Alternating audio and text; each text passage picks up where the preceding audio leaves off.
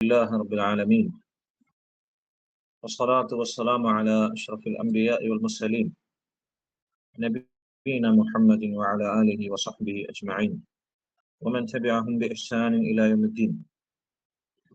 أما بعد، اللهم علمنا ما ينفعنا وانفعنا بما علمتنا وزدنا علما.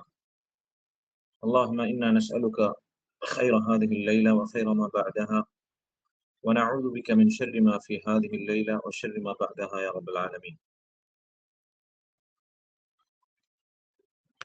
ബഹുമാന്യരായ ശബ്ദം കേൾക്കുന്ന സഹോദരങ്ങളെ, സുഹൃത്തുക്കളെ,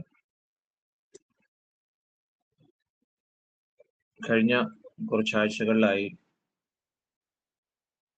തൗഹീദിന്റെ അഹ്ലുസുന്ന വൽ ജമാഅ തൗഹീദിനെ വേർതിരിച്ചിട്ടുള്ള വ്യത്യസ്ത വിഭജനങ്ങളും, അതായത് തൗഹീദിന്റെ ഇനങ്ങളും അതിനെതിരാകുന്ന കാര്യങ്ങളുമാണ് അവസാനം നമ്മൾ കഴിഞ്ഞ ദർസിൽ സൂചിപ്പിച്ചത്. ഇന്ന് നമ്മൾ ഓർമ്മപ്പെടുത്താൻ ഉദ്ദേശിക്കുന്നത് ഈ തൗഹീദ്, മഹാനായ ഇബ്നുൽ ഖയ്യിം റഹിമഹുല്ലാഹ് അദ്ദേഹം പറഞ്ഞതുപോലെ, അത് വെറുതെ നമ്മൾ നാവ് കൊണ്ട് പറഞ്ഞാൽ, അതല്ലെങ്കിൽ തൗഹീദിന്റെ വചനമായ ലാ ഇലാഹ ഇല്ലല്ലാഹ് എന്നത് ധാരാളം വട്ടം ഉരുവിട്ടാൽ മാത്രം ആ തൗഹീദ് നമുക്ക് യാഥാർത്ഥ്യമാക്കാൻ പറ്റില്ല. അല്ല, നിങ്ങളൊന്ന് ചിന്തിച്ചു നോക്കൂ, ലാ ഇലാഹ ഇല്ലല്ലാഹ് എന്ന കലിമത്തു തൗഹീദ് അത് ഉച്ചരിക്കാത്ത ഒരു സാമാന്യ മുസ്ലിം കുറവാണ്. അതിനുവേണ്ടി ആളുകൾ ദിക്ർ ഹൽഖകൾ സംഘടിപ്പിക്കുന്നു, എണ്ണം പിടിച്ച് ലക്ഷക്കണക്കിന് അവരെ ദുരുവിടുന്നു. പക്ഷെ എന്താണ് ലാ ഇലാഹ ഇല്ലല്ലാഹ് എന്നതിന്റെ താല്പര്യം? അതെങ്ങനെയാണ് ജീവിതത്തിൽ യാഥാർത്ഥ്യമാക്കുക, എങ്ങനെയാണ് അതനുസരിച്ച് ജീവിക്കുക എന്ന് പലർക്കും അറിയില്ല.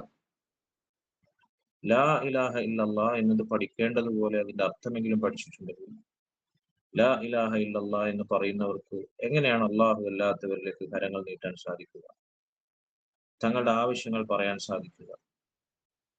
എങ്ങനെയാണ് അള്ളാഹു അല്ലാത്തവരെ അള്ളാഹുവിനെ പോലെയോ അല്ലെങ്കിൽ അള്ളാഹുവിനേക്കാളോ പേടിക്കാൻ സാധിക്കുക, പ്രതീക്ഷ അർപ്പിക്കാൻ സാധിക്കുക? അള്ളാഹുവിന്റെ മുമ്പിൽ 5 നേരം നിസ്കരിക്കുന്ന സമയത്ത് ഇല്ലാത്ത ഭയഭക്തിയും ഹൃദയ സാന്നിധ്യം എങ്ങനെയാണ് കെട്ടിപ്പൊക്കിയ ഖബറുകൾക്ക് മുമ്പിൽ പോയി കഴിഞ്ഞാൽ മൺമറഞ്ഞവരെ വിളിച്ച് തേടുമ്പോൾ എങ്ങനെയാണ് അവിടെ സംഭവിക്കുക? എങ്ങനെയാണ് അള്ളാഹുവിന്റെ മുമ്പിൽ മാത്രം സുജൂദ് ചെയ്യേണ്ടവർ ഖബറിടങ്ങളിൽ പോയി സുജൂദ് ചെയ്യുക?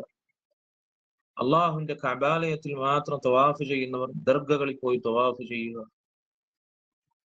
അവിടെ പുഷ്പാർച്ചന നടത്തുക? അല്ലെ, നോർത്ത് ഇന്ത്യയിലൊക്കെ പോയി കഴിഞ്ഞാൽ അജ്മീർ പോലെയുള്ള ദർഗകളിൽ കാണാം, പുഷ്പാർച്ചനയാണ് അവിടെ അമ്പലങ്ങളിൽ നടത്തുന്നത് പോലെ. അതുപോലെ തന്നെ നിലവിളക്കുകളുള്ള ജാറങ്ങൾ, അവിടെ തിരികത്തിക്കുന്ന ജാറങ്ങൾ, അതിലെണ്ണ സന്ദർശകർക്ക് പകർന്നു കൊടുത്ത് അത് കുടിക്കുകയും അത് പകർത്തുകയും ചെയ്യുന്നവർ, ഇങ്ങനെ യാ സുബ്ഹാനല്ലാഹ്. അതുകൊണ്ട് സഹോദരങ്ങളെ, എങ്ങനെയാണ് ഈ തൗഹീദ്, ലാ ഇലാഹ ഇല്ലല്ലാഹ് എന്നത് കലിമത്തു തൗഹീദാണ്, ഇതെങ്ങനെയാണ് നമ്മുടെ ജീവിതത്തിൽ തഹ്ഖീഖ് ചെയ്യുക എന്നത് വളരെ ഗൗരവപ്പെട്ട കാര്യമാണ്. തഹ്ഖീഖ് ചെയ്യുക എന്ന് പറഞ്ഞാൽ അതനുസരിച്ച് ജീവിക്കുക എന്നതാണ് അതിന്റെ അർത്ഥം. ഇത് വളരെ വിശാലമായൊരു വിഷയമാണ്.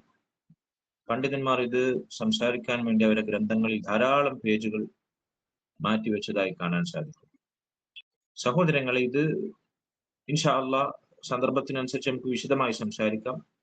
ഇപ്പോൾ അതിന്റെ ഒരു ചെറിയ രൂപം, ചുരുങ്ങിയ രൂപം നിങ്ങളെ ഓർമ്മപ്പെടുത്താനാണ് ഞാൻ ഉദ്ദേശിക്കുന്നത്. എങ്ങനെയാണ് തൗഹീദിനെ നമ്മൾ സാക്ഷാത്കരിക്കുക എന്നതാണ്. വളരെ ഗൗരവത്തിൽ ശ്രദ്ധിക്കണം. ഒരാൾ അല്ലാഹു സുബ്ഹാനഹു വ തആലക്ക് മാത്രം നൽകേണ്ടുന്ന ഇബാദത്തുകൾ, അതാണല്ലോ നമ്മൾ പറഞ്ഞു വെച്ചത്.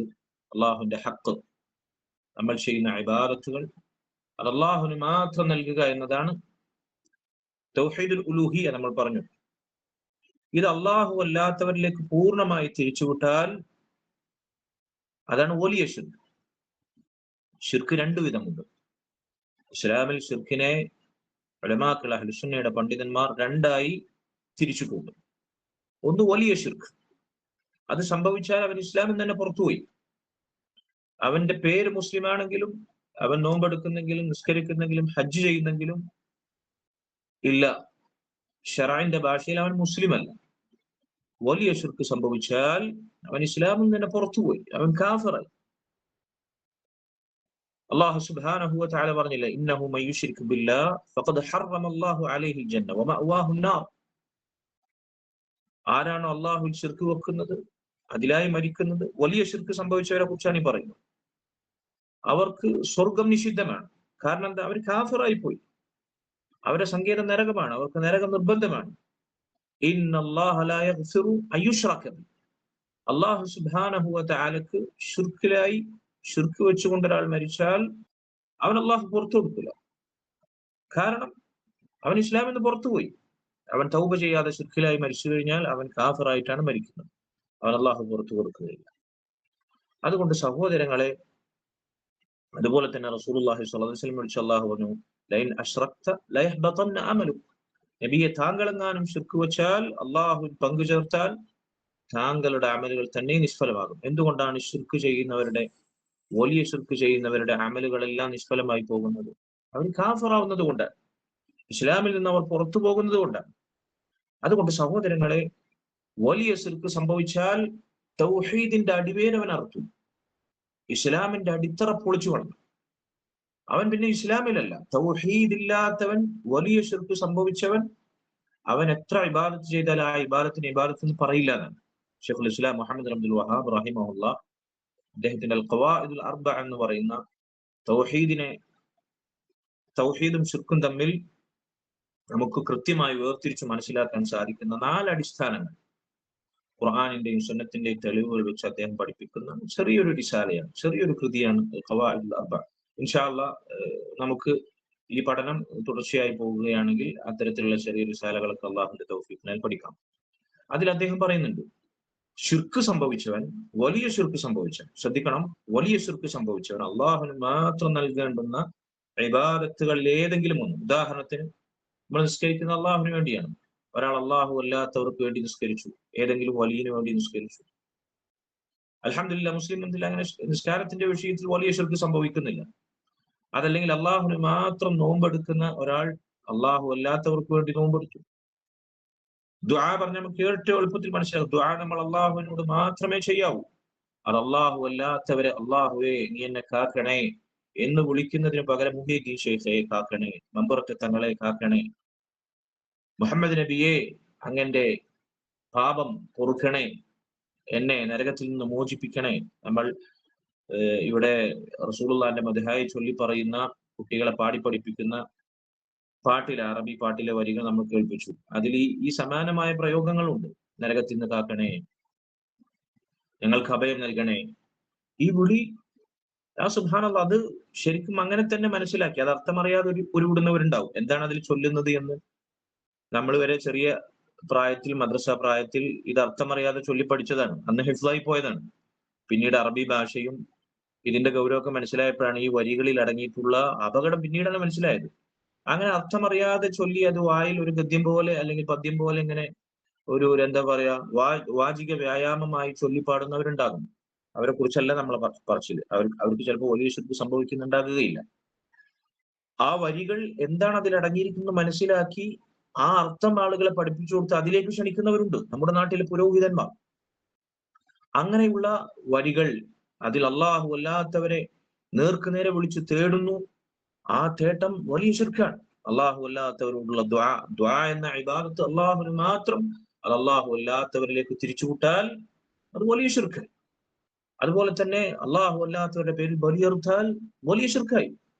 അള്ളാഹു അല്ലാത്തവരുടെ പേരിൽ നേർച്ചയാക്കിയാൽ വലിയ ശിർക്കായി. അപ്പൊ ഇങ്ങനെയുള്ള വലിയ ശിർക്ക് സംഭവിച്ചു കഴിഞ്ഞാൽ അവൻ ഇസ്ലാമിൽ നിന്ന് പുറത്താണ്.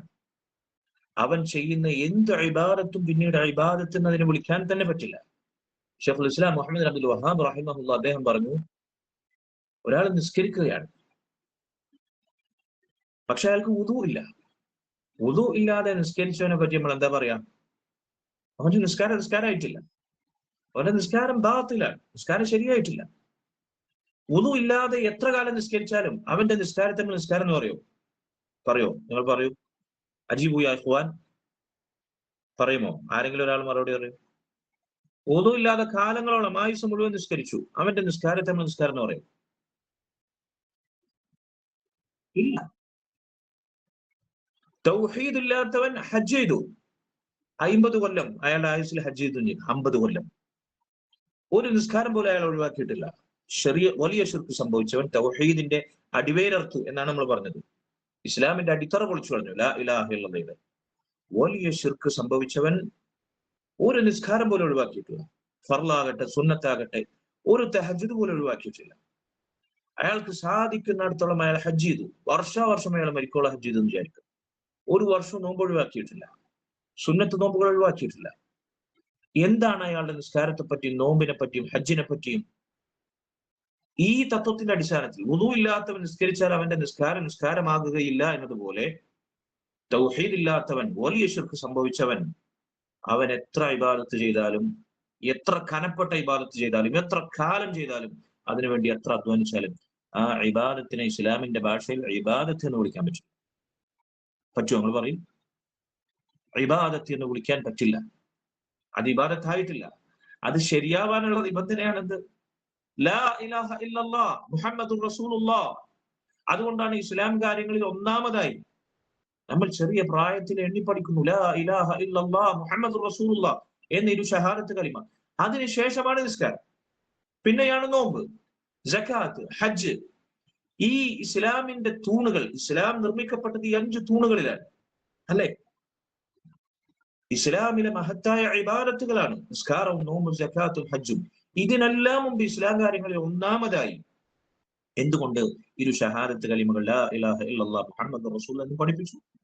അതിന്റെ രഹസ്യം, അതിന്റെ യുക്തി ഇതാണ്. ലാ ഇലാഹ ഇല്ലല്ലാഹ് മുഹമ്മദുർ റസൂലുള്ളാഹ് എന്ന അച്ചിൽ വാർത്തെടുത്തതുപോലെ ആയിരിക്കണം നമ്മുടെ നിസ്കാരവും നോമ്പും സകാത്തും ഹജ്ജും. നമ്മുടെ നിസ്കാരത്തിലും നോമ്പിലും സകാത്തിലും ഹജ്ജിലും ലാ ഇലാഹ ഇല്ലല്ലാഹ് മുഹമ്മദുർ റസൂലുള്ളാഹ് ഇല്ലെങ്കിൽ ആ നിസ്കാരത്തിനോ നോമ്പിനോ സകാത്തിനോ ഹജ്ജിനോ, നിസ്കാരമെന്നോ നോമ്പെന്നോ സകാത്തെന്നോ ഹജ്ജെന്നോ ഇബാദത്തെന്നോ ആരാധനയെന്നോ പുണ്യമെന്നോ സൽക്കർമ്മമെന്നോ നന്മയെന്നോ വിളിക്കാൻ പറ്റില്ല ഇസ്ലാമിന്റെ ഭാഷയിൽ. നിസ്കാരത്തിന്റെ ഷർത്തും ഫർളൊക്കെ ബാത്തിലാക്കി, അതൊക്കെ വൃഥാവിലാക്കി, ഒക്കെ നഷ്ടപ്പെടുത്തി. പോട്ടെ, വുളുവിന്റെ വിഷയമാണ്. നിസ്കാരത്തിൽ നമ്മൾ വസ്ത്രം ഉടുക്കാതെ നിസ്കരിച്ചാൽ, ഔറത്ത് മറക്കാതെ, ഖിബലയിലേക്ക് മുന്നിടാതെ നമ്മൾ ബോധപൂർവ്വം നിസ്കരിച്ചാൽ, സമയമാകാതെ നിസ്കരിച്ചാൽ, തഹജ്ജുദിന്റെ സമയത്ത് നമ്മൾ സുബഹി നിസ്കരിച്ചാൽ സുബഹി നിസ്കാരം ശരിയാവോ? ഞാൻ നിസ്കരിച്ചു, ഞാൻ നേരത്തെ നിസ്കരിച്ചു, ഞാൻ നിസ്കരിച്ച നിസ്കാരമല്ലേ? അതുപോലെ തന്നെ നോമ്പ് മുറിയുന്ന കാര്യങ്ങൾ പ്രവർത്തിച്ചിട്ട് നോമ്പെടുത്തു എന്ന് പറഞ്ഞു കഴിഞ്ഞാൽ അവന്റെ നോമ്പ് ശരിയാകുമോ? ഒരിക്കലുമില്ല. അതുകൊണ്ട് സഹോദരങ്ങളെ, ഷിർക്ക്, വലിയ ഷിർക്ക് സംഭവിച്ചാൽ നമ്മുടെ തൗഹീദ് ബാത്തിലാവും, നമ്മുടെ നന്മകൾ നിഷ്ഫലമാകും. ലാ ഇലാഹ ഇല്ലല്ലാഹയുടെ അന്തസത്ത അത് പൊളിച്ചു കളയും, ഇസ്ലാമിന്റെ അടിത്തറ അത് നശിപ്പിച്ചു കളയും. അതുകൊണ്ട് വലിയ ഷിർക്ക് സംഭവിച്ചാൽ അവൻ ഇസ്ലാമിൽ നിന്ന് പുറത്താണ്, അവന്റെ ഇബാദത്തുകൾ വൃഥാവിലാണ്, അവന്റെ ആരാധനകൾ നിഷ്ഫലമാണ്. അതിലായി അവൻ മരിച്ചാൽ അവൻ കാലാകാലം നരകത്തിലാണ്, അവന് സ്വർഗം നിഷിദ്ധമാണ്. അള്ളാഹു അവന് ഒരു കാലത്തും പുറത്തു കൊടുക്കുകയില്ല. അള്ളാഹു നമ്മെ കാത്തുരക്ഷിക്കുമാറാണ്. ഇനി അപ്പോ വലിയ ശിർക്ക് സംഭവിച്ചവന് ഇസ്ലാമിൽ സ്ഥാനമില്ല. ഇനി ഞാൻ പറയാൻ പോകുന്നത് നിങ്ങൾ ശ്രദ്ധിച്ചു കേൾക്കണം, ഗൗരവത്തിൽ ശ്രദ്ധിക്കണം. എന്നാൽ തൗഹീദിന്റെ തഹ്ഖീഖ് എന്ന് പറഞ്ഞാൽ അതിനു മുകളിലാണ്. വലിയ ശിർക്ക് സംഭവിക്കാത്തവൻ തൗഹീദിന്റെ 7 അയലത്ത് എത്തിയിട്ട്, വലിയ ശിർക്ക് സംഭവിച്ചവൻ തൗഹീദിന്റെ 7 അയലത്ത് പോലും എത്തിയിട്ടില്ല. അവൻ തൗഹീദിലല്ല, അവൻ ഇസ്ലാമിലല്ല. ഇനി വലിയ ശിർക്ക് സംഭവിക്കാത്തവൻ, അള്ളാഹു അല്ലാത്തവർക്ക് ഇബാദത്ത് തിരിച്ചുവിടാത്തവൻ, മുവഹിദായവൻ, തൗഹീദിന്റെ അടിസ്ഥാനം അസ്ല് പാലിച്ചവൻ, അവൻ തൗഹീദ് സാക്ഷാത്കരിക്കേണ്ടത് ഒന്നാമതായി സഹോദരങ്ങളെ ചെറിയ ശിർക്കിൽ നിന്ന് അവൻ വിട്ടുനിൽക്കണം. ചെറിയ ശിർക്കിൽ നിന്ന് വിട്ടുനിൽക്കണം. അപ്പൊ സ്വാഭാവികമായിട്ട് സംശയം ഉണ്ടാവും, അപ്പൊ എന്താണ് ചെറിയ ശിർക്ക് എന്ന് പറഞ്ഞാൽ? വലിയ ശിർക്ക് നമ്മൾ വിശദീകരിച്ചു. അള്ളാഹു സുബ്ഹാനഹു വ തആലക്ക് വേണ്ടി നമ്മൾ ചെയ്യുന്ന ഇബാദത്തുകൾ പൂർണ്ണമായും, അത് എല്ലാ ഇബാദത്തുകൾ എന്നല്ല, ഇബാദത്തിൽ ഏതെങ്കിലും ഒരിനം, അത് പൂർണ്ണമായും, ദുആ ഒരിനമാണ്, ആ ദുആ പൂർണ്ണമായും അള്ളാഹു അല്ലാത്തവരിലേക്ക് തിരിച്ചു. അതുപോലെ തന്നെ ബലിയർക്ക് അള്ളാഹു അല്ലാത്തവർക്ക് വേണ്ടി ബലിയർത്തു, നേർച്ചയാക്കി അള്ളാഹു അല്ലാത്തവർക്ക് വേണ്ടി നേർച്ചയാക്കി. ഇങ്ങനെ ഇബാദത്തുകളിൽ ഏതെങ്കിലും ഒരു ഇനം പൂർണ്ണമായും അള്ളാഹു അല്ലാത്തവരിലേക്ക് തിരിച്ചുവിട്ടാൽ അതാണ് വലിയ ശിർക്ക്. അവൻ ഇസ്ലാമിൽ നിന്ന് പുറത്തു പോകും. ചെറിയ ശിർക്ക് എന്ന് പറഞ്ഞാൽ അള്ളാഹുവിന് വേണ്ടി മാത്രം നമ്മൾ ചെയ്യുന്ന ഇബാദത്തുകൾക്കിടയിൽ അതിന്റെ ഒരു അംശം, നമ്മൾ നിസ്കരിക്കുന്ന അള്ളാഹുവിന് വേണ്ടിയാണ്, പക്ഷെ നിസ്കാരത്തിനടക്ക് ആളുകളും കൂടി കാണണം എന്ന ആളുകളിലേക്കുള്ള ശ്രദ്ധ അവരെ കാണിക്കുക, അവരെ കേൾപ്പിക്കുക. അപ്പൊ ഇബാദത്ത് അള്ളാഹുവിന് വേണ്ടി മാത്രം ചെയ്യുന്നതിനിടയിൽ അതിലൊരംശം അള്ളാഹു അല്ലാത്തവരെ ഉദ്ദേശിച്ച് തിരിഞ്ഞുപോയി. ഇതിനാണ് ചെറിയ ശിർക്ക് എന്ന് പറയുന്നത്. ആത്യന്തികമായി അടിസ്ഥാനപരമായി അള്ളാഹുവിന് വേണ്ടിയാണ് അവ ഇബാദത്ത് ചെയ്യുന്നത്. പക്ഷേ അതിനിടയിൽ ഭൗതികമായ എന്തെങ്കിലും നേട്ടമോ, സൃഷ്ടികളുടെ ശ്രദ്ധയോ, അവരുടെ മുഖസ്തുതിയോ, ലോകമാന്യതയോ, കേൾവിയോ, ഇങ്ങനെ അള്ളാഹു അല്ലാത്തവരിലേക്ക് അള്ളാഹുവിന് വേണ്ടി ചെയ്യുന്ന ഇബാദത്തുകൾ അതിന്റെ അംശം തെറ്റിപ്പോകുക. പൂർണ്ണമായും തിരിച്ചുവിട്ടാൽ അത് വലിയ ശിർക്ക്. നമ്മൾ അള്ളാഹുവിന് വേണ്ടി ചെയ്യുന്ന ഇബാദത്തിനിടയിൽ അള്ളാഹു അല്ലാത്തവരെ ലക്ഷ്യമാക്കിയാൽ, അള്ളാഹു അല്ലാത്തത് കരുതിയാൽ, അല്ലെങ്കിൽ ഭൗതികമായ എന്തെങ്കിലും നേട്ടങ്ങൾ അതിന്റെ പിന്നിൽ നമ്മൾ ആഗ്രഹിച്ചാൽ അത് ചെറിയ ശിർക്കാണ്. ഈ ചെറിയ ശിർക്ക് സംഭവിച്ചാൽ അവർ ഇസ്ലാമിൽ നിന്ന് പുറത്തുമില്ല. പക്ഷെ അത് വൻപാപമാണ്, മഹാതിന്മയാണ്, വൻപാപങ്ങളിൽ ഏറ്റവും ഗുരുതരമാണ്. പലിശയേക്കാൾ, കൊള്ളയേക്കാൾ, കൊലപാതകത്തെക്കാൾ, വ്യഭിചാരത്തെക്കാൾ, മദ്യപാനത്തെക്കാൾ ഗുരുതരമാണ് ചെറിയ ശിർക്ക്. അത് ചെറിയ ശിർക്കല്ലേ എന്ന് വിചാരിച്ച് ലാഘവത്തോടെ നമുക്ക് തള്ളിക്കളയാൻ പറ്റില്ല. സഹോദരങ്ങളെ, പണ്ഡിതന്മാർ ചിലർ പറഞ്ഞു, ചെറിയ ശിർക്ക് എന്ന് പറഞ്ഞാൽ അത് മുസ്ലിം ഉമ്മത്തിൽ ബാധിക്കാത്തവർ തുലവും തുച്ഛമായിരിക്കും, വളരെ വിരളമായിരിക്കും, റയറായിരിക്കും.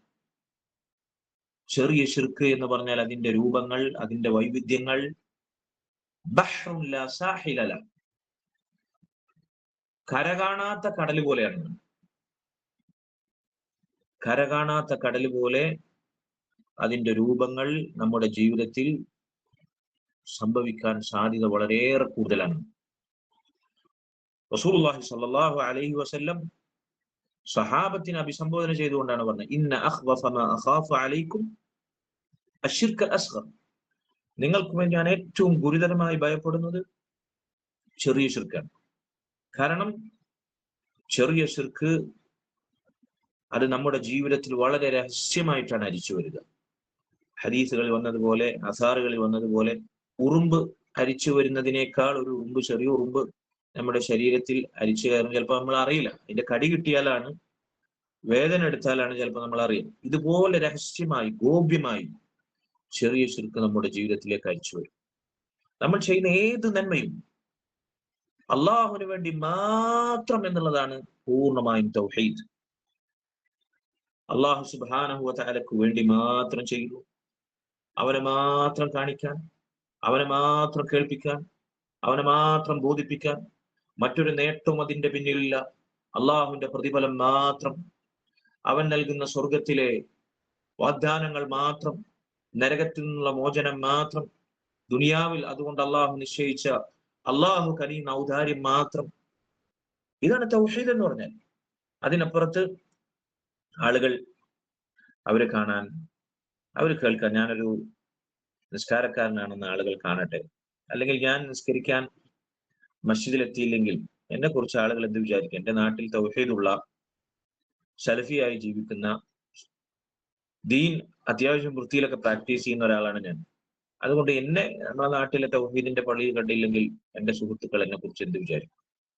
അതല്ലെങ്കിൽ ഞാൻ മസ്ജിദിൽ പോയി നിസ്കരിക്കാതെ പുറയിൽ നിസ്കരിച്ചാൽ പെണ്ണുങ്ങൾ എന്നെ കുറിച്ച് എന്ത് വിചാരിക്കും, വീട്ടിലെ സ്ത്രീകൾ, ഭാര്യമാർ, കുട്ടികൾ. ഇങ്ങനെ ആരെങ്കിലും ഭയന്നിട്ടോ, ആരെങ്കിലും എന്തെങ്കിലും പറയുമെന്ന ആക്ഷേപം പേടിച്ചിട്ടോ, അല്ലെങ്കിൽ ആരെങ്കിലും കാണിക്കാനോ കേൾപ്പിക്കാനോ, അതുമല്ലെങ്കിൽ ഭൗതികമായ എന്തെങ്കിലും ലാഭേച്ഛകൾക്കോ വേണ്ടി, അതൊക്കെ ശിർക്കുൽ അസ്ഗറിന്റെ രൂപമാണ്. ഇത് ഒരു നിസ്കാരത്തിന്റെ വിഷയത്തിലാണെങ്കിൽ നമ്മുടെ ഏതൊരു നന്മയും, അല്ല ചില ആളുകൾ അവർ ചെയ്ത നന്മ ആളുകൾക്കിടയിൽ എടുത്തു പറയും. തഹജ്ജുദ് നിസ്കരിച്ചിട്ടുണ്ടാവും, അപ്പൊ അത് പറയാൻ വേണ്ടി എന്തെങ്കിലുമൊക്കെ സ്ക്രിപ്റ്റ് ഉണ്ടാക്കി, ഞാൻ ഇന്നലെ ഇങ്ങനെ മഴയിടിയൊക്കെ വെട്ടിയത് അറിഞ്ഞില്ല നിങ്ങൾ, കാറ്റത്തി എന്തായിരുന്നു, ഞാൻ തഹജ്ജുദിന് നിസ്കരിക്കാൻ വേണ്ടി കഴിഞ്ഞപ്പോഴാണ് ഭയങ്കര പൊടുന്നനെ ശബ്ദം, വല്ലാത്ത ഇടി. നമ്മളപ്പുറത്തെ തെങ്ങ് പോലെ എന്റെ മേലെ വീണു. അപ്പൊ ഇത് പറഞ്ഞ എന്തിനാണ്? ഒരു തഹജ്ജുദ് നിസ്കരിക്കുന്ന ആളുകളെ അറിയിക്കാൻ വേണ്ടി. എല്ലാവരും അങ്ങനെയൊന്നല്ല, ഫോർ എക്സാമ്പിൾ ഞാൻ പറഞ്ഞു മാത്രം. ഇങ്ങനെ നമ്മൾ ചെയ്ത നന്മകൾ, രഹസ്യമാക്കി വെക്കേണ്ട നന്മകൾ, അത് ആളുകൾക്കിടയിൽ പരസ്യപ്പെടുത്തുക.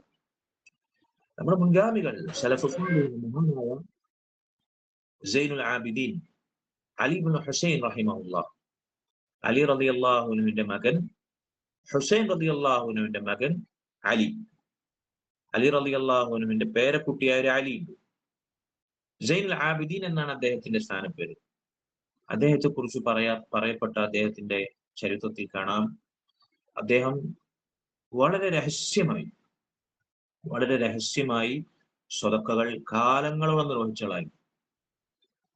അദ്ദേഹത്തിൽ ജീവിച്ചിരിക്കുന്ന കാലഘട്ടത്തിൽ അദ്ദേഹം സഹായിച്ച്, അദ്ദേഹം ആരും കാണാതെ രാത്രികാലത്ത് ചാക്കുകളിൽ ഭക്ഷണപ്പൊതികളും അതല്ലെങ്കിൽ ധാന്യവസ്തുക്കളും ചുമന്ന് നാട്ടിലെ പാവപ്പെട്ട ദരിദ്രരായ ആളുകളുടെ വീടിന്റെ വാതിൽക്കൽ അവർ പോലും അറിയാതെ, രാത്രികാലങ്ങളിൽ ആരും അറിയാതെ, അദ്ദേഹം റബ്ബും മാത്രം അറിയുന്ന രഹസ്യമാക്കിയ അദ്ദേഹത്തിന്റെ സ്വത്തുക്കൾ ചരിത്രത്തിൽ കാണാം. അദ്ദേഹം അങ്ങനെ വർഷങ്ങളോളം ഒരുപാട് പാവപ്പെട്ടവരെ സഹായിച്ചിരുന്നു എന്നാണ്, ആരും കാണാതെ. ഇതെപ്പോഴാണെന്നല്ല, ഈ സ്വതക്കയുടെ വാർത്തകൾ, അദ്ദേഹത്തിന്റെ ഈ കാരുണ്യ പ്രവർത്തനത്തിന്റെ ഹിസ്റ്ററി എപ്പോഴാണെന്നറിയോ വെളിപ്പെട്ടത്? അദ്ദേഹം മരിച്ചു റഹിമഹുല്ലാ. അദ്ദേഹം മരിച്ചപ്പോ അദ്ദേഹത്തിന്റെ മയ്യത്ത് കുളിപ്പിച്ച അദ്ദേഹത്തിന്റെ സഹചാരികൾ അദ്ദേഹത്തിന്റെ ഇരുതോളിലും ചുമലിലും ചുമടെടുത്ത് ഭാരമുള്ള വസ്തു എടുത്തിട്ട് നിറം മാറിയ തഴമ്പ് വന്നൊരു പാടുണ്ടല്ലോ, എന്ന് പറഞ്ഞാൽ എനിക്ക് മനസ്സിലാവുന്ന എനിക്കറിയില്ല. ഭാരമുള്ള വസ്തു കുറെ കാലം എടുത്തു കഴിഞ്ഞാൽ ആ ഭാഗത്ത് നിറം മാറുമല്ലോ, സ്കിന്നിന്റെ സ്വാഭാവിക നിറം മാറുമല്ലോ, അതുപോലൊരു അടയാളം അവർ കണ്ടു. അതോടൊപ്പം അതുവരെ പാവപ്പെട്ട ഒരുപാട് കുടുംബങ്ങൾക്ക് അവിടെ ലഭിച്ചിരുന്ന സഹായം, അവർക്ക് ലഭിച്ചിരുന്ന ഭക്ഷ്യവസ്തുക്കൾ അത് കിട്ടാതെ പോയി. മുൻപ് കിട്ടിയിരുന്നത് പെട്ടെന്ന് കിട്ടാതെ പോയി. അപ്പൊ ഇത് രണ്ടും കൂടി അവർ ചേർത്ത് വായിച്ചപ്പോൾ മനസ്സിലായി ഇത് ആരാണ് ചെയ്തത്. ഈ രഹസ്യമായ സ്വതക്കകൾക്ക് പിന്നിൽ ആരായിരുന്നു പ്രവർത്തിച്ചിരുന്നത്? ഈ മഹാകാരുണ്യ പ്രവർത്തനം, അതിന്റെ പിന്നിലെ അള്ളാഹു മാത്രം അറിയുന്ന ആ രഹസ്യമായ കരങ്ങൾ ആരുടേതായിരുന്നു? അവർ ചേർത്ത് വായിച്ചു. അപ്പോൾ അവർക്ക് മനസ്സിലായത് സൈനുൽ ആബിദീൻ അലി ഇബ്നു ഹുസൈൻ റഹിമഹുല്ലാഹ്. നമ്മളൊരു 100 റുപ്യ ഒരാൾക്ക് കൊടുത്താൽ നമ്മുടെ മനസ്സിൽ ആരെങ്കിലും അറിയിച്ചിട്ടില്ലെങ്കിൽ അത് പ്രയാസം. സഹോദരങ്ങളെ, ഇബാദത്തുകൾ നോക്കൂ നിങ്ങൾ. സുന്നത്ത് നിസ്കാരങ്ങൾ, ഐച്ഛിക നിസ്കാരങ്ങൾ, തറാവീഹ് പോലെയുള്ള സംഘടിതമായി നിസ്കരിക്കുന്ന നിസ്കാരത്തെ കുറിച്ചല്ല ഞാൻ പറഞ്ഞത്. അതല്ലാത്ത റവാത്തിബുകൾ, അങ്ങനെയുള്ള സുന്നത്ത് നിസ്കാരങ്ങൾ വീട്ടിൽ നിസ്കരിക്കലാണ് അഫ്ളൽ. എന്തുകൊണ്ടാണ് അതിന്റെ രഹസ്യം? റസൂലുള്ളാഹിന്റെ ഹദീസിൽ അങ്ങനെ വന്നത് എന്തുകൊണ്ടാണ്? അത് കൂടുതൽ ആളുകൾ അറിയിക്കാതിരിക്കാനും കാണിക്കാതിരിക്കാനും, ഇഖ്ലാസ് അള്ളാഹുവിന് വേണ്ടി മാത്രം എന്നത് നമുക്ക് അപ്ലൈ ചെയ്യാനും സാധിക്കും. അതുകൊണ്ട് തന്നെ സലഫുകൾ ചിലർ, വളരെ പ്രശസ്തരായ ചിലർ, അവരുടെ നാട്ടിലെ മസ്ജിദിൽ സുന്നത്ത് നിസ്കരിക്കുന്ന ആളുകൾ കാണാറില്ല. നമ്മൾ ഒരു പക്ഷെ മസ്ജിദിൽ സുന്നത്ത് നിസ്കരിക്കാതെ പുറയെ പോയി കഴിഞ്ഞാൽ പുരയിൽ നിസ്കരിക്കലുണ്ടാവില്ല, അത് വേറെ കാര്യം. അങ്ങനെ പുരയിൽ നമ്മൾ നിസ്കരിക്കുമെന്ന് ഉറപ്പുണ്ടെങ്കിൽ അതാണ് ഏറ്റവും അഫ്ളൽ. അതാണ് തൗഹീദിനോട് ഏറ്റവും കൂറും, അതുപോലെ തന്നെ തൗഹീദിന്റെ സാക്ഷാത്കാരം സാധ്യമാകാൻ സാധിക്കുന്ന ഏറ്റവും നല്ല മനോഹരമായ അവസ്ഥ അതാണ്. വീട്ടിൽ പോയി മുസ്ലിമായി സുന്നത്ത് നിസ്കരിക്കുന്നു. പക്ഷെ നമ്മൾ പലപ്പോഴും വീട്ടിൽ പോയി കഴിഞ്ഞാൽ അശ്രദ്ധയിലാവുന്നതുകൊണ്ട് മസ്ജിദ് തന്നെ നിസ്കരിക്കുന്നു. അവരെ കുറിച്ചല്ല ഞാൻ പറഞ്ഞത്. ഇതുപോലും സലഫുകൾ ശ്രദ്ധിച്ചിരുന്നു എന്നാണ്. ലാ ഹൗല വലാ ഖുവത ഇല്ലാ ബില്ലാഹ്. അതുകൊണ്ട് സഹോദരങ്ങളെ, ചെറിയ ശിർക്കിന്റെ രൂപം എന്ന് പറഞ്ഞു കഴിഞ്ഞാൽ ഞാൻ നേരത്തെ പറഞ്ഞതുപോലെ അതിനറ്റമില്ല, അതിന് പരിധിയില്ല. അല്ലാഹു സുബ്ഹാനഹു വ തആല അവന് വേണ്ടി മാത്രം എന്ന് പറഞ്ഞു കഴിഞ്ഞാൽ ചില മുൻഗാമികളെ കുറിച്ച് പറഞ്ഞത് കാണാം. എത്രയോ വർഷങ്ങൾ അവർ രാത്രി നിസ്കരിച്ചത് കൂടെ കിടക്കുന്ന ഭാര്യ വരെ അറിഞ്ഞിട്ടില്ല. ലാ ഹൗല വലാ ഖുവത ഇല്ലാ ബില്ലാഹ്. നോക്കൂ നിങ്ങൾ, വർഷങ്ങളോളം അവർ രാത്രി നിസ്കരിച്ചത്, തഹജ്ജുദ് നിസ്കരിച്ചത് കൂടെ കഴിയുന്ന ഭാര്യ പോലും അറിഞ്ഞിട്ടില്ല. അത്രമേൽ അള്ളാഹു മാത്രം അറിഞ്ഞാൽ മതി, അവനെ മാത്രം കാണിച്ചാൽ മതി, അവനെ മാത്രം അറിയിച്ചാൽ മതി. ഇങ്ങനെ അപ്പൊ ഷിർക്കുൽ അസ്ഗർ, ചെറിയ ഷിർക്ക്, അള്ളാഹു സുബ്ഹാനഹു വ തആലക്ക് മാത്രമായ ഇബാദത്തുകൾ ചെയ്യുമ്പോൾ അതിനിടയിൽ നമ്മുടെ ശ്രദ്ധ അള്ളാഹു അല്ലാത്തതിലേക്കോ അള്ളാഹു അല്ലാത്തവരിലേക്കോ തെന്നിപ്പോകുക എന്നുള്ളത് ചെറിയ ശിർക്ക് സംഭവിക്കുന്ന പ്രധാനപ്പെട്ട ഒരു രംഗമാണ്. മറ്റൊരു രൂപം പണ്ഡിതന്മാർ പറഞ്ഞു, نقص في اعتقاد تفرد الله عز وجل في النفع والضر، وهذا ما يرجع إليه ما يتعلق بالتمائم والرقى الممنوعة وما إلى ذلك. അതായത് നമ്മൾ ഉപകാരവും അതുപോലെ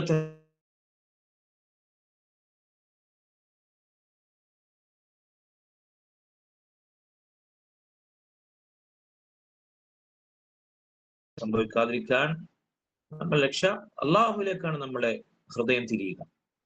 അപ്പൊ ഉപകാരം നൽകാനും ഉപദ്രവം തടയാനും കഴിവുള്ളവൻ അള്ളാഹു മാത്രമാണ്. അതിനെ നമ്മൾ അവലംബിക്കേണ്ട അള്ളാഹുവിനെ മാത്രമാണ്.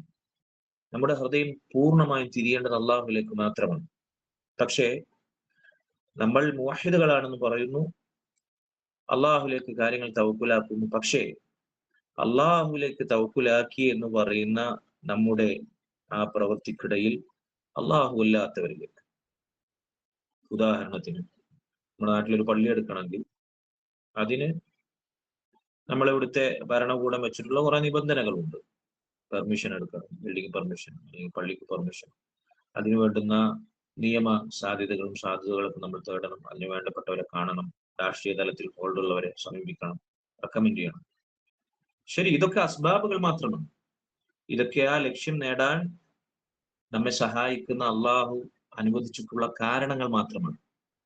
ആത്യന്തികമായി ഈ കാരണങ്ങൾ നമ്മൾ ആരെങ്കിലും രാഷ്ട്രീയക്കാരെ കാണുന്നു, അവരെ കൊണ്ട് മേലെയുള്ള ആളുകൾ റെക്കമെൻഡ് ചെയ്യിക്കുന്നു, അതല്ലെങ്കിൽ പേപ്പർ വർക്ക്സ് വേഗത്തിലാകാൻ നമ്മൾ അങ്ങനെയുള്ള രാഷ്ട്രീയ പിടിപാടുകളൊക്കെ ഉപയോഗപ്പെടുത്തുന്നത്, യൂട്ടിലൈസ് ചെയ്യുന്നു.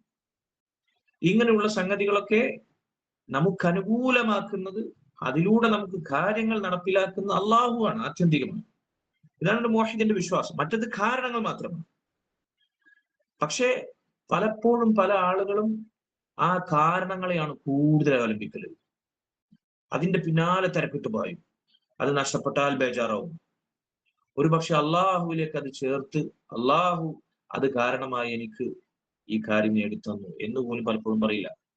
വേറെ ഉദാഹരണം എളുപ്പത്തിൽ പറഞ്ഞാൽ, ചികിത്സിക്കുക. നമ്മള് രോഗം വന്നാൽ ചികിത്സിക്കണം, അത് ശറ അനുവദിച്ചിട്ടുള്ളതാണ്.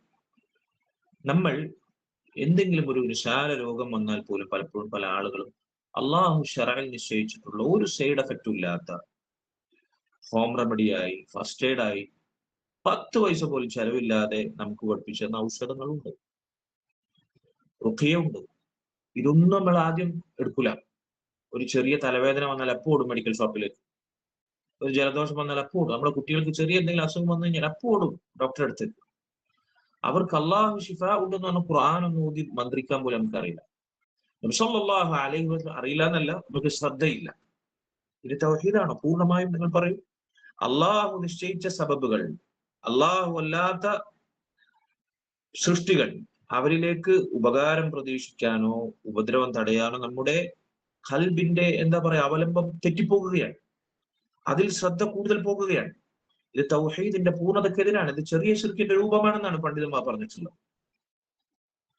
ചില ആളുകൾ എന്തെങ്കിലും അസുഖത്തിന് ചികിത്സ തേടിയാൽ, മരുന്നെടുത്തു കഴിഞ്ഞാൽ അവര് നാവ് കൊണ്ട് പച്ചക്ക് പറയും, എന്തെന്ന്, ആ ഡോക്ടറിന്റെ അസുഖം മാറ്റി, അല്ലെങ്കിൽ ആ ഡോക്ടർ ഇന്ന അസുഖത്തിന് ആ ഡോക്ടർ അസുഖം മാറ്റാമെന്ന് എന്നോട് പറഞ്ഞിട്ടുണ്ട്, ആ ഡോക്ടറെ അടുത്ത് പോയിക്കോളൂ, അയാൾ മാറ്റിത്തരും. ഇങ്ങനെ തന്നെ ചില ആളുകൾ, തൗഹീദുള്ള ആളുകൾ പറഞ്ഞു, ആ മരുന്ന് എന്റെ അസുഖം മാറ്റി. അല്ലെങ്കിൽ നമ്മൾ വാഹനത്തിൽ യാത്ര ചെയ്യാണ്, വലിയൊരു അപകടത്തിൽ നിന്ന് വളരെ അള്ളാഹുവിന്റെ തൗഫീഖ് കൊണ്ട്, അള്ളാഹുവിന്റെ കാവൽ കൊണ്ട്, ഡ്രൈവറുടെ വൈദഗ്ധ്യം കാരണം അള്ളാഹു അവന്റെ കാവൽ കൊണ്ട് നമ്മൾ രക്ഷപ്പെട്ടു. ആ ഡ്രൈവർ ഇല്ലായിരുന്നെങ്കിൽ നമ്മള് കഴിച്ചിലാവൂലായിരുന്നു എന്ന് ചില ആളുകൾ പറയും. അയാളുടെ കഴിവുകൊണ്ടാണ് നമ്മൾ രക്ഷപ്പെട്ടത്. സത്യത്തിൽ നമ്മൾ എങ്ങനെയാണ് അവിടെ പറയേണ്ടത്? അള്ളാഹു അയാൾ കാരണമാക്കി നമ്മെ രക്ഷിച്ചു. മരുന്ന് കാരണമായി അള്ളാഹുവിന്റെ അസുഖം മാറ്റി. ആ ഡോക്ടർ ചികിത്സ കാരണമായി അള്ളാഹുവിന്റെ അസുഖം മാറ്റി. അത് നമ്മൾ വാക്കിൽ ശ്രദ്ധിച്ചിട്ടെങ്കിൽ വാക്കുകൊണ്ട് സംഭവിക്കുന്ന ശിർക്കാണ്, ചെറിയ ശിർക്കാണ്. റസൂലുള്ളാഹി സ്വല്ലല്ലാഹു 10 മണി ആയിട്ടുണ്ട്, ഞാൻ പെട്ടെന്ന് കൺക്ലൂഡ് ചെയ്യാം. നമ്മൾ കുറഞ്ഞ സമയം കിട്ടിയിട്ടുള്ളൂ, ഞാൻ യാത്രയിലായിരുന്നുകൊണ്ട്. അള്ളാഹു സുബ്ഹാനഹു വ തആല റസൂലുള്ളാഹി സ്വല്ലല്ലാഹു അലൈഹി വസല്ലമയുടെ അടുക്കൽ ഒരു മനുഷ്യൻ വന്ന് പറഞ്ഞില്ലേ, അള്ളാഹുവിന്റെ റസൂലെ മാഷാ അല്ലാഹ് വശിഅ്ത, അള്ളാഹും താങ്കളും ഉദ്ദേശിച്ചതുപോലെ കാര്യങ്ങൾ നടന്നു.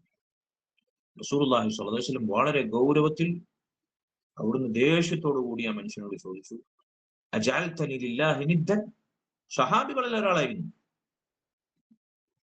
നീ എന്നെ അള്ളാഹുവിനോട് സമനാക്കുകയാണോ? നീ എന്നെ അള്ളാഹുവിനോട് സമനാക്കുകയാണോ? ചില മൗലവിമാർ ഈ ഹദീസ് ഇത് സാധാരണക്കാരെ ചോദ്യം ചെയ്തപ്പോ വിശ്വസ്തരായ ചില ആളുകൾ പറഞ്ഞത്, അത് അള്ളാഹുവിനെ പോലെ വേറൊരു അള്ളണ്ട് എന്ന് വിശ്വസിച്ചിട്ടാണ് ആ മനുഷ്യൻ റസൂലുള്ളാഹിനോട് അങ്ങനെ പറഞ്ഞു. അള്ളാഹിനെ പോലെ വേറൊരു പടച്ചവൻ ഉണ്ട് എന്ന് വിശ്വസിച്ചുകൊണ്ടാണ് അയാൾ അങ്ങനെ പറഞ്ഞത്. അതുകൊണ്ട് റസൂലുള്ളാഹി ചോദിച്ചു, അള്ളാഹുവിനോട് എന്നെ സമനാക്കും. സത്യത്തിൽ അത് സ്വഹാബിയായിരുന്നു. സ്വഹാബികൾ അങ്ങനെ ആരെങ്കിലും വിശ്വസിക്കുമോ?